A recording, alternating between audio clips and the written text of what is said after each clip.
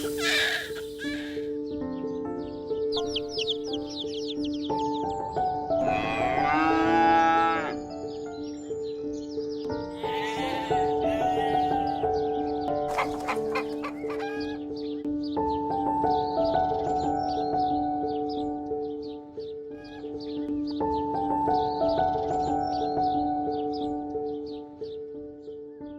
பேரு மேகநாதன். நான் திருப்பூர். சாருடைய அந்த உபதேசங்களை தொடர்ச்சியா கேட்கும்போது அவருடைய யூடியூப் சேனல் அதுல இருந்து களிமா அப்படின்னு சொல்லிட்டு ஒரு வீடியோ போட்டிருந்தாங்க. அது ஒரு 30 நிமிஷம் ஓடக்கூடிய ஒரு வீடியோ. ஆனா அதுல வந்து பாத்தீங்கன்னா தெளிவா உணரக்கூடிய அத்தாட்சிகள் அதுல கொடுக்கப்பட்டிருக்குது. அது நம்ம வந்து உணர்றதுல மட்டும்தான் அதை புரிஞ்சுக்க முடியும். ஏன்னா எனக்கு அந்த 30 நிமிஷம் வீடியோ வந்து மாத்தின விஷயங்கள் என்னால வந்து உடம்பு அப்படியே எனக்கு குலுக்கி போட்ட மாதிரி இருந்தது. ஏன்னா வந்து அவர் சொல்றது என்ன சொல்லியிருக்காருன்னா, நம்ம களிமான்றது வந்து இறைவனை வந்து ஏத்துக்கிறோம். ஆனா வந்து அதை பின்பற்றோமா, அது இப்ப உணர்றோமா, அதுபடி வாழ்றோமா அப்படின்றத பத்தி தெளிவான விளக்கத்தை வந்து கொடுத்துருக்காங்க. அந்த வீடியோல சொல்லப்பட்ட விஷயங்கள் பாத்தீங்கன்னா, ஒரு பெண் வந்து தொடர்ச்சியா சில கேள்விகளை வந்து கேட்கறாங்க. அதுல இருந்து அவர் வந்து சில விளக்கங்களை தொடர்ச்சியா கொடுக்கிறாரு. அது அவங்களுக்கு கொடுக்கப்பட்ட விளக்கம் அல்ல, அது வந்து பார்த்து உணரக்கூடிய ஒவ்வொருத்தருக்கும் கிடைக்கக்கூடிய விளக்கம். அது உணரத்தான் முடியுமே தவிர, சிந்திச்சு உணரத்தான் முடியுமே தவிர, நம்ம சும்மா பாக்குறதுல அது புரியும் இல்லை. இப்ப நம்ம களிமான்றது என்ன சொல்லியிருக்காருன்னா, நம்ம வந்து பின்பற்றோம், இறைவன்கிட்ட வந்து வாக்குறுதி கொடுக்கிறோம். இந்த மாதிரி நான் வந்து உன்னையே அனுதினமும் பின்பற்ற என் இறைவனே அப்படின்னு சொல்லி நம்ம வாக்குறுதி கொடுக்கிறோம். இறைவனை வந்து எல்லாம் செய்யறோம். ஆனா அதுபடி வாழ்றோமா அப்படின்றது கிடையாது. காரணம் என்னன்னா, இப்போ சில நேரங்கள்ல நமக்கு சோதனைகள் வந்து இறைவன்கிட்ட இருந்து அதிகமான சோதனைகள். அந்த மாதிரி நேரத்துல நம்ம என்ன செய்யறோம், வழி தவறிடுறோம். அந்த நேரத்துலதான் நம்ம உறுதி இல்லாம போயிருது, நம்ம நம்பிக்கை இல்லாம போயிடுறோம். அந்த உறுதியும் நம்பிக்கையும் வேணுங்கிறதுதான் அந்த களிமாவை பின்பற்றதுல இருக்கிற உண்மையான அர்த்தமே. ஏன்னா அந்த களிமான்றது அதுதான் அர்த்தம். இறைவன் வந்து நமக்கு வாக்கு கொடுத்துட்டான். அந்த கொடுத்த வாக்க நம்ம ஏத்துக்கிட்டு அதுபடி வாழ்றோமா, உறுதியா நிக்கிறோமா அப்படிங்கறத இறைவன் பார்த்துட்டேதான் இருக்கிறான்.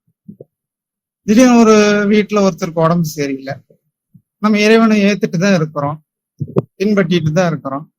ஆனா திடீர்னு ஒருத்தருக்கு உடம்பு சரியில்லை, ஐயாவே அந்த வீடியோல பேசியிருக்காரு. ஒருத்தருக்கு உடம்பு சரியில்லை, நைட்டு பூரா நம்ம வந்து பிரார்த்தனையை வைப்போம். பிரார்த்தனையை வச்ச பிற்பாடு காலையில எழுந்திரிச்ச உடனே முதல் வேலையை ஆஸ்பத்திரிக்கு தான் ஓடுறோம். ஆனா அந்த பிரார்த்தனையை வச்சு பொறுமையை கொடுத்து அதுல இருந்து வந்து நைட்ல தூக்கத்தையும் கொடுத்து சுகத்தையும் கொடுத்து இறைவன் இருக்க வச்சிருக்கான் ஒரு நடுராத்திரியில.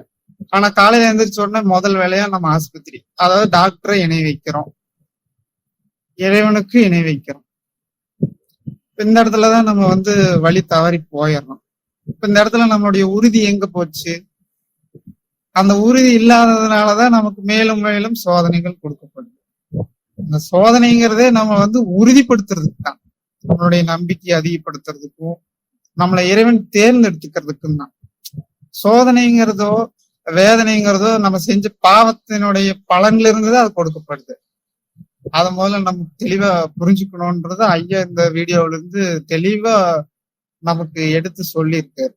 ஜஸ்ட் அது ஒரு 30 நிமிஷம் வீடியோ தான், உணரக்கூடிய விஷயங்கள் அதுல அத்தனை விஷயங்கள் இருக்குது. இப்போ அதே சமயம் நம்ம வந்து இறைவன் அழிச்சிருக்கிற அந்த நன்மைகளை நம்ம அதிகமா தியானிக்கணும். பின்பற்றுறதுங்கிறது அதுதான்.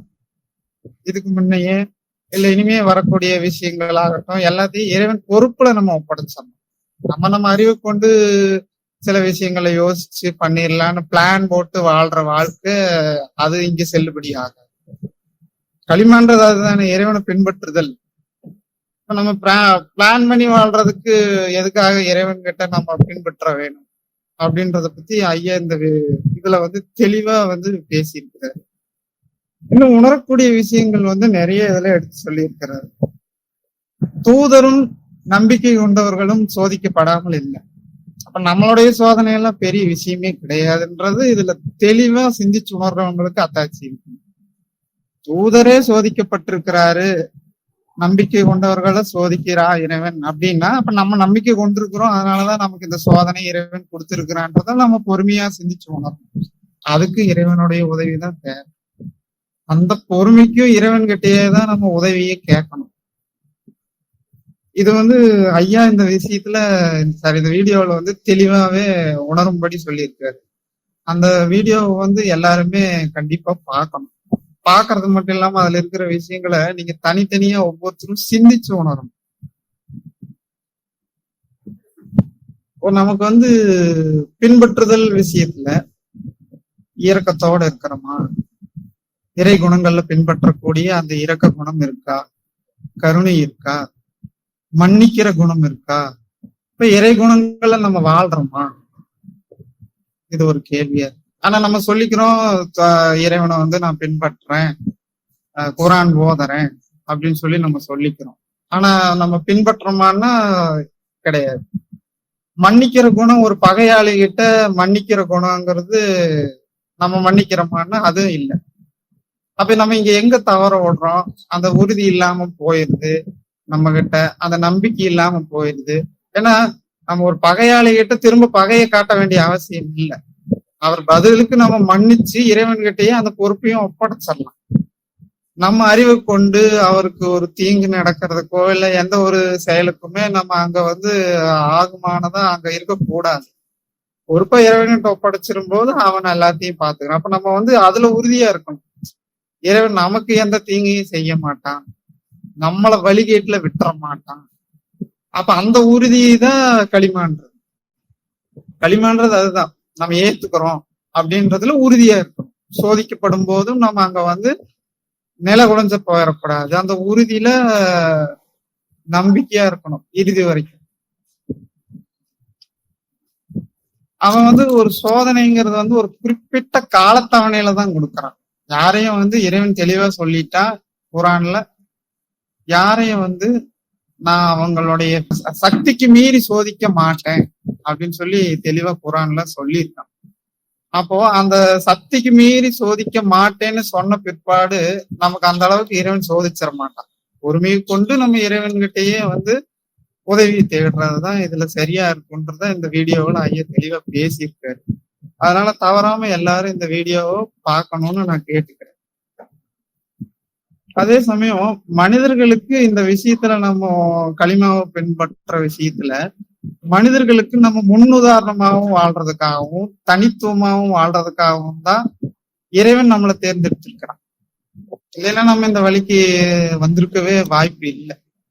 இப்ப இறைவன் யாரை தேர்ந்தெடுக்கிறானோ அவங்களுக்குதான் அத்தாட்சிகளையும் காட்டுறான், குரான் வசனங்களையும் வந்து அதுல இருக்கக்கூடிய ஒவ்வொரு வசனத்தினுடைய விளக்கத்தையும் தெளிவா நமக்கு கொடுக்கறான். இப்ப நம்ம இங்க ஒவ்வொருத்தரும் வந்து உட்கார்ந்துட்டு இருக்கிறோம்னா இறைவன் நம்மளை தேர்ந்தெடுத்துட்டான். அது ரொம்ப முக்கியமான ஒரு நற்செய்தி நமக்கு. இப்போ இறைவனுக்கு நம்ம உள்ளச்சம் கொண்டவர்களாகவும் மனசாட்சிக்கு பயந்தும் இருக்கணும். இது நம்ம வந்து களிமான்றதுல இந்த விஷயத்துல நம்ம பின்பற்ற வேண்டிய ஒரு தெளிவான செய்தி இது. மனசாட்சி, ஐயா சொன்ன மாதிரி மனசாட்சியே நமக்கு ஆன்மா. ஒரு தவறு செய்யும் போது ஒருத்தருக்கு அந்த உறுத்துதல் அப்படின்ற விஷயம் இருக்குதுன்னா அதுதான் மனசாட்சி. அந்த மனசாட்சின்றதுலதான் ஆன்மா கொடுக்கப்பட்டது. இப்போ இறைவனால கொடுக்கப்படும் போது ஃபர்ஸ்ட் வந்து தௌராத் வந்து மூசாவுக்கு கொடுக்கப்பட்டுச்சு, இஞ்சில் வந்து ஈசாவுக்கு கொடுக்கப்பட்டுச்சு. பிற்பாடு முகமது நபிக்கு வந்து ஐயா நம்ம இறைவன் வந்து குரான் வந்து ஒவ்வொரு, அதாவது படிப்படியா இறக்கி வைக்கிறான். மூசாவுக்கு கொடுக்கப்பட்ட தௌராத்தையும் ஈசாவுக்கு கொடுக்கப்பட்ட இஞ்சியிலும் இன்னும் அதிகப்படியான நமக்கு ஞானங்களாக இருக்கக்கூடிய வசனங்களை வந்து குர்ஆன்ல முகமது நபிக்கு இறக்கி வைக்குது. படிப்படியா இறக்கி வைக்கிறான். ஏன் படிப்படியா இறக்கி வைக்கிறான்னா, நம்ம சிந்திச்சு அதிகமா உறுதிப்படுத்திக்கிறதுக்காக, சிந்திச்சு அதிகமா உணரணுங்கிறதுக்காக. குர்ஆன்லயே அதுல தெளிவான விளக்கம் கொடுக்கப்பட்டிருக்குது. ஏன் படிப்படியா இறக்கி வச்சான் அப்படின்னா, உறுதிப்படுத்துறதுக்காக. ஒரே சமயத்துல, ஒரே நாள்ல, ஒரே டயத்துல அது இறக்கி வைக்கப்படல. காரணம் என்னன்னா, உறுதிப்படுத்துறதுக்காக. இப்ப நம்ம வந்து நம்பிக்கொண்டோம் அப்படின்னா அந்த களிமாவை உறுதியா நம்பிக்கணும். அதுதான் இந்த வீடியோல ஐயா சொல்லி தெளிவா சொல்லி இருக்கிறாரு.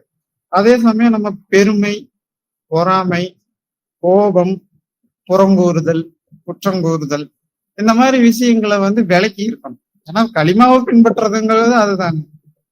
இறைவனை பின்பற்றுறதுங்கும் போது பொறாமை கூடாது, பெருமை கூடாது, கோபம் கூடாது, குற்றங்குறை கூறுதல் கூடாது, புறங்கூறுதல் கூடாது. களிமாவை பின்பற்றுதல் இதுதான். இதை நம்ம தெளிவா புரிஞ்சுக்கணும். இறைவன் நாடினால் தவிர நமக்கு எந்த நன்மையும் இல்லை. அந்த விஷயத்துல நம்ம உறுதியா இருக்கும்போது களிமாவை வந்து நம்ம உறுதியா இருக்கிறோமான்றது இறைவன் பார்த்துக்கிட்டே இருக்கிறான். வானவர்களை கொண்டு இடப்புறமும் வலப்புறமும் நம்மளை வந்து கணக்கெடுத்துட்டே இருக்கிறான். அவன் கொடுக்கிற சோதனைங்கிறது ஒரு காலத்தவணையின் மீதுதான். காரணம் என்னன்னா, அந்த சோதனையில நீங்க உறுதியா இருக்கிறீங்களா, அப்பதான் இன்னும் அதிகமான நன்மைகளையும் நற்செயல்களையும் கொண்டு அந்த சோதனை நேரத்திலையும் அதிகமான நற்செயல்களையும் நன்மைகளையும் கொண்டு இன்னும் இறைவனுக்கு உள்ளச்சத்தோடு இவங்க இருக்கிறாங்களா, அதுக்காக தான் சோதனை கொடுக்கப்படுது. யாரையும் வந்து அவங்க அவங்களுடைய சக்திக்கு மீறி நான் சோதிக்க மாட்டேன்றதுல இதுல தெளிவா வந்து குர்ஆன்ல இறைவேதம் இறைவனால சொல்லப்பட்டிருக்குது. களிமாவுல நம்ம வாழாம மரணிக்க கூடாது. அதை பத்தியும் ஐயா இதுல தெளிவாவே சொல்லியிருக்காரு. களிமாவுல வாழாம மரணிக்க கூடாதுன்னா நம்ம பேருக்குதான் களிமான்னு சொல்லிட்டு இருக்கோம். ஆனா உண்மையா இருக்கிறோமா, அதை ஒவ்வொருத்தரும் சிந்திச்சு உணரணும். நம்மளுடைய வாழ்க்கையும் வாழ்க்கைக்கான வழியுமே அல்லாஹ் கிட்ட மட்டும்தான் இருக்கு. அப்ப அந்த வழிங்கிறது நேர் வழியா வந்து அல்லாஹ் கிட்ட இருக்கும்போது, களிமாவை பின்பற்றும் போது அவனே வந்து நமக்கான ஒவ்வொரு விஷயத்தையும் தெளிவா நாளை வாழ்க்கையில நம்மளோட வந்து கற்பனைகளை கொண்டோ இல்ல அதுக்கு ஒரு வடிவ அமைப்பை கொண்டோ எந்த ஒரு விஷயத்தையும் அமைக்காம களிமாவை பின்பற்றி அவன் நாளைக்கு எனக்கு நாளைய வாழ்க்கையை, சுகமான வாழ்க்கையை, அவன் வந்து அந்த மறுமை வாழ்க்கையை எனக்கு அமைச்சு கொடுப்பான்றதுல நம்ம உறுதியா இருக்கணும். நம்ம அந்த விஷயத்துலதான் களிமாவை பின்பற்றுறதுல உறுதியா இருக்கணும். நம்பிக்கை கொண்டவர்களுக்கு அல்லாவை தவிர கதி இல்லை. அதுல நம்ம உறுதியா இருக்கணும். இந்த விஷயத்தை பத்தி அந்த 30 நிமிஷம் வீடியோவுல ஐயா வந்து மிக தெளிவா பேசியிருக்கிறாரு. அது சிந்திச்சு உணர்றவங்களுக்கு மட்டுமே தெளிவான ஒரு அத்தாட்சியா இருக்கும். மேகநாதன் குர்ஆன் எப்படி உணர்ந்திருக்காருன்னு பாருங்க. சொல்ல நீங்க களிமா சொல்லுவனா உங்க சோதிக்காம விட்டு விடுவனான்னு கேட்கிறேன். 29:2 நீங்க களிமா சொல்லுவனால், அதாவது நீங்க நம்பிக்கை கொண்டு கூறுவனால் உங்க சோதிக்காம விட்டு விடுவோமா அப்படின்னு சோதிப்பேங்கிற களிமாங்கிற அரபி வார்த்தை. களிமாங்கிறது உடன்படிக்கை, அதாவது இறைவனுக்கு நமக்கு உடன்படிக்கை, அவனை தவிர இல்லை. உதாரணத்துக்கு வச்சுங்களேன், இப்ப இப்படி எடுத்துக்கலாம். குர்ஆனை எப்படி உணரணும் அப்படின்னா, இப்ப லா இலாஹ இல்லல்லாஹ்னு சொல்லுவாங்க. அரபில வந்து லா இலாஹ இல்லல்லாஹ் அப்படின்னா வணக்கத்துக்குரியது அவனை தவிர இல்லை. இப்ப அல்லாஹ் வந்து இறைவன் வந்து தூதர்ட்ட சொல்றான். என்ன சொல்றான்? லா இலாஹ இல்லல்லாஹ் அப்படின்னு அர்த்தம், என்னை தவிர இறைவன் இல்லை, போய் சொல்லுங்க அப்படிங்கிறான். இப்ப தூதர் வந்து அப்படியே சொல்ல மாட்டார், அவர் உணர்ந்துதான் சொல்லுவார். இப்ப தூதர் வந்து அப்படியே வந்து லா இலாஹ இல்லல்லாஹ் என்னை தவிர இறைவன் சொன்னா அது இணைப்பாயிடும், அப்படித்தானே? அப்ப எப்படி சொல்லுவாரு? அவனை தவிர இறைவன் சொல்லுவார். அப்புறம் புரிதல தான் பேர். அதே ஒரே வார்த்தை தான். லா இலாஹ இல்லல்லாஹ்னா அரபி வார்த்தை வந்து வணக்கத்துக்குரியவன் என்னை தவிர இல்லை நல்லா சொல்றான். இப்ப நபி சொல்லும் போது சொல்லுவாங்க அவனை தவிர இல்லைன்னு சொல்லுவாங்க. லா இலாஹ இல்லல்லாஹ்னா வணக்கத்துக்குரியவன் அவனை தவிர இல்லை அப்படின்னு. இப்ப நாம எப்படி சொல்லணும்? அதே மாதிரி சொல்லக்கூடாது, உன்னை தவிர இல்லைன்னு சொல்லணும். இப்ப யாரெல்லாம் களிமா சொல்லும் போது இறைவனே உன்னை தவிர நான் வேற யாரும் நம்பல, உன்னை ஏற்றுக்கிட்டேன், கடவுள் ஒருவன் தான் ஏத்துக்கிட்டேன்னு சொன்னதுக்கு அப்புறமே இது களிமா உடன்படிக்கை. எப்படி? உன்னை தவிர இல்லை, எங்கள் இறைவன் அல்லாஹ் தான் அப்படின்னு அர்த்தம். எங்களை படைத்து பரிபாலனம் ஒருவன் தான் என்று யார் உறுதி கொள்றாங்களோ அது களிமால வரும். அப்படி வரும்போது இவன் சொல்றேன், நீங்க நம்பிக்கொண்டோம் என்று கூறுவதால, அதாவது களிமா சொல்றதுனால சோதிக்காமல் விட்டு விடப்படுமான்னு கேட்கறான். அப்ப சோதிப்பா எப்படி? ஓரளவு அச்சத்தாலும் பசியினாலும் உயிர் விளைச்சல் அடிகளாலும் சோதிப்போம். நபிமாலும் சோதிக்கப்பட்டாங்க, அவங்களோட இருந்தவங்க சோதிக்கப்பட்டாங்க. அவர் உறுதி இடவுகளே நம்பிக்கை இழந்தவுடைய சொல்றேன். ஏன்னா எல்லாமே நம்பிக்கொண்டாச்சுல. அதே மாதிரி அரபி வார்த்தைகளை மனுஷன் தமிழ்ல சிந்திக்க ஆரம்பிக்கும். சரியா? இப்ப உதாரணத்துக்கு பாத்தீங்கன்னா, இப்ப இந்த லாய் லாயில வார்த்தையை நம்ம சொல்லிட்டோம், களிமானா இதான் களிமான்றோம். ஆனா களிமால உறுதியா இருக்குன்னு என்ன அர்த்தம்? களிமாக்கு அர்த்தம் என்ன? 6:162 கூறும் மெய்யாகவே என்னுடைய இறை வழிபாடும், அதாவது தொழுகையும், மற்ற மொழிபெயர்ப்புல தொழுகையும் போட்டிருப்பாங்க. என்னுடைய இறை வழிபாடும், என்னுடைய தியாகமும், குர்பானியும், என்னுடைய வாழ்வும், என்னுடைய மரணமும் அனைத்தும் அகிலங்கள் இறைவன் அல்லாஹ்வுக்கே. இதை நம்ம உறுதியா இருக்குமான்னு பார்த்தோம். உடன்படிக்கப்பட்டாச்சு. இதுதான் களிமாவுடைய முக்கியமான விஷயம். அது என்னுடைய இறை வழிபாடு, என்னுடைய தொழுகையும், என்னுடைய குர்பானியும், என்னுடைய தியாகமும், என்னுடைய வாழும், என்னுடைய மரணம் அகிலங்கள் இறைவன் அல்லாஹ்வுக்கே. இப்ப அல்லாஹ்க்காக நான் வாழ்றேனா, மனிதனுக்காக வாழ்றேனா? இப்படி படைத்தன் யாரும் அவனுக்காக நான் வாழணும். அவன் படைப்பு நோக்கம் அவனுடைய தானே. நம்மளை கேட்டு இறைவன் படைக்கல, நாம கேட்டும் படைக்கல. படைப்பு நோக்கம் அவனுடையது. அப்ப அவனோட நோக்கம் எதுவோ அதுதான் நம்முடைய தொழுகையா இருக்கணும். அப்ப களிமால எது உறுதியா இருக்கணும்? நம்ம களிமால உறுதியா இருந்தோம்னு சொன்னா தொழுகை சரியா இருக்கும். அதாவது செயல் சரியா இருக்கும். செயல் சரியா இருந்தா நம்ம தூய்மையாளர்களா இருப்போம். தூய்மையாளர்களுக்கு தான் விரும்புகிற இறைவன் எது சொல்ற? விருப்பம் அவனுடையது. அந்த விருப்பத்தை நிறைவேற்றுங்க. இவனுடைய விருப்பத்தை நிறைவேற்றினா களிமால் நீங்க உறுதியா இருங்க. அப்போ உங்க பேர் சொன்னீங்க? மேகநாதன் களிமா உணர்ந்திருக்காரு. இந்த களிமான ஒரு வீடியோ போட்டிருக்கோம் யூடியூப்ல. பாத்தீங்கன்னா களிமா என்றால் என்ன, சலாம் என்றால் என்ன, இஸ்லாம் என்றால் என்ன ஒரு ஆடியோ போட்டிருக்கோம். அதுல உணர்ந்துட்டு அவர் சொல்றாரு, இப்ப களிமான பொதுவாக முஸ்லீம்க்கு எனக்கு தெரியாது, களிமான என்ன தெரியாது. நான் லாயிலா இல்லா சொல்லிட்டேன்ப்பா, முகமது ரசூலுல்லாஹ் சொல்லிட்டேன், அவ்வளவுதான், எனக்கு சொர்க்க நிச்சயம் நினைச்சிட்டு இருக்காங்க. களிமா சொன்னா சொர்க்கம் போல நினைச்சிட்டு இருக்கிறது எந்த அளவுக்கு ஒரு அறியாமைன்னு பாரு. அப்படி நான் முஸ்லீமு, நான் சொர்க்கம் போயிடுறேன், ஏன்னா களிமா சொல்றேன். அப்படிதான் அவன் ஹதீஸ்லயும் சொல்றான். இவர் சொன்ன மாதிரி மற்ற வேதங்கள்ல ஹதீஸ் எப்படி உள்ள போந்துருச்சோ அந்த மாதிரி குர்ஆன்ல சொல்ற ஹதீஸ் எல்லாம் பாதுகாக்கிறான். ஹதீஸ்ல பாதுகாத்தான். இந்த குர்ஆன் சொல்ற ஆமையா இருக்கணும், ஆமையை பாதுகாக்கணும். அதனால ஹதீஸ் தனியா நிக்குது. ஹதீஸ் குர்ஆன்ல சேரல, இறைவன் பாதுகாத்துட்டான். அப்ப இந்த ஹதீஸ் என்ன சொல்றாங்கன்னு சொன்னா, நீங்க என்ன பாவம் செஞ்சாலும், எப்படி நீங்க தொழுகாட்டாலும், ஜக்காத்து கொடுக்காட்டாலும், நோன்பு வைக்காட்டாலும், நன்மை செய்யாட்டாலும், அல்லது நீங்க தப்பு செஞ்சாலும், வரமீறினாலும் களிமா சொல்லிட்டு அவங்க சொர்க்கம்ன்றாங்க. இது எப்படி சரியா இருக்குமா? இது அப்படின்னா ஒருத்தர் களிமா சொல்லிட்டாருன்னா அவருக்கு சொர்க்கம் உண்டு நிச்சயம் அப்படின்னு அல்லாஹ் சொன்னதாக இவங்க சொல்றாங்க. ஆனா குர்ஆன்ல அப்படி சொல்லல. அல்லாஹ் இப்படி என்ன சொல்றாங்க? நீங்க யூதர்களானும் கிறிஸ்தவனும், அதாவது நம்பிக்கொண்டவர்களானும் யூதர்களானும் கிறிஸ்தவர்களானும் யார் நம்பிக்கொண்டு நல்ல செய்தி செய்யலாம் அவரு சொர்க்கம் சொல்லிட்டான். அவங்க என்ன சொல்றாங்க? களிமா சொல்றாலும் சொர்க்கங்கிறாங்க. களிமா என்னன்னு தெரியல, வெறும் வார்த்தையில மந்திரம் மாதிரி லா இலாஹ இல்லல்லாஹ் முஹம்மது ரசூலுல்லாஹ் சொல்லிட்டேன். அப்ப நான் இன்னைக்கு இந்த உலகத்துல என்ன வரமீறி வாழ்ந்தாலும் அந்த இறுதி நாள்ல எனக்கு இறைவன் சொர்க்கம் கொடுத்துருவான். சில பேர் பாத்தீங்கன்னா அந்த இறந்து போன இந்த மௌத்தான் சொல்லுவாங்க. மௌத்துனா இறப்பு. அந்த நேரத்தை களிமா சொல்லி கொடுப்பாங்க. சக்கராத்தாலும் சொல்லுவாங்க. அந்த இழுத்துக்கிட்டு இருக்கோம், அந்த நேரத்தை களிமா சொல்லி கொடுப்பாங்க. ஏன்னா சொர்க்கம் போயிட நினைச்சிட்டு இருக்காங்க. இதெல்லாம் அறியாமை. சொர்க்கங்கிற யாருக்குன்னா களிமால வாழும் போது உண்மையா வாழ்றோம்னா, களிமான என்ன? அந்த உடன்படிக்கையில் உறுதியா வாழ்றோமா? அவனை தவிர இல்லை. என் இறைவன் நல்லாதானே தான், என்னை படைத்தவன் ஒருவன் தான், அவனுக்கு நான் உறுதியா இருக்கிறேன், அவனுக்கு கட்பட்டு வாழ்றேன். இப்ப நம்ம இவ்வளவு நேரம் வீடியோ பார்த்தோம் இல்லையா, மனசாட்சி கட்டுப்பட்டது, ஆன்மாவை பின்பற்றது, இறைவனை பின்பற்றது. அதை களிமாங்கிறது சரியா புரிஞ்சுக்கணும். நிறைய இஸ்லாமியருக்கு களிமானே தெரியாது, களிமானா புரியாது. நிறைய அரபி வார்த்தையா இருக்கும். அப்படி இன்ஷால்லான்னு சொல்லுவாங்க, மாஷாலான்னு சொல்லுவாங்க. சலாம்னா என்னன்னு தெரியாது, வார்த்தையில சடங்கா சொல்லிட்டு போயிடுவாங்க. அதை பத்தி வீடியோ போட்டிருக்கோம். இன்ஷால்லா அந்த வீடியோல பாருங்க. அதனால களிமால உறுதியா இருந்தாதான் நம்ம எல்லாத்துலயும் உண்மையா இருக்க முடியும், மனசாட்சி உண்மையா இருக்கு. களிமான தெரிஞ்சுக்கணும். முதல்ல அரபியாவே அல்லான முதல்ல வார்த்தை தெரியுமா? அவனை தவிர இல்லைன்னு அர்த்தம். நம்ம அல்லாங்கிறது இஸ்லாமிய நினைக்கக்கூடாது.